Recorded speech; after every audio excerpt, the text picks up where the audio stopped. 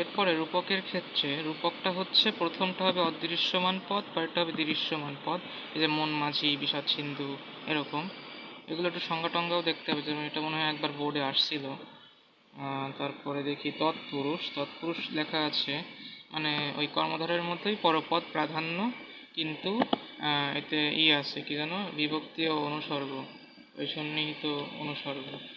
আচ্ছা, বিভক্তি অনুসর্গ কি, এরা হচ্ছে প্রিপোজিশন, মানে আমরা নাউনের সাথে যেটা ব্যবহার করি, যেরকম এই দুঃখ যোগকে দুঃখকে, মামা যোগ র মামার, গোলা যোগ অন্তস্থীয় গোলায়, তারপরে আছে ছেলে যোগকে ছেলেকে, ধান যোগের ধানের, গাছ যোগ এ গাছের, এরকম।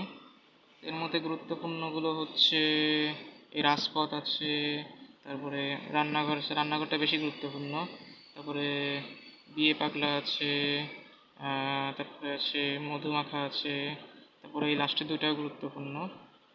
এই আর কি। আর অলোক মানে লোক না পাওয়া, যেটা আর কি এই যে বিভক্তি লোক পায় না বলা আছে, অলোক মানে লোক না পাওয়া। এরপরে আছে বহুব্রীহি, যে অন্য অর্থ বোঝানো হয়, অন্য কিছু বোঝানো হয়।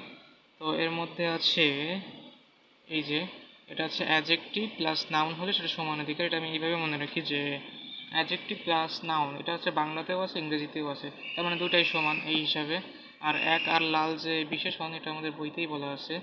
এরপরে আছে যে নাউন প্রোনাউন, ওই পূর্বপদ পরপদ উভয় যদি নাউন হয় অথবা ক্রিয়া বিশেষ্য হয়, তাহলে সেটা ব্যাধিকরণ। এটা হচ্ছে গোপ খেজুরে। গোপ খেজুরিটা নিয়ে একটু বিতর্ক আছে, তাই এটা মনে রাখা উচিত, এটা পরীক্ষায় আসে। তারপরে এই যে পদলোপী, পদলোপীটা অবশ্যই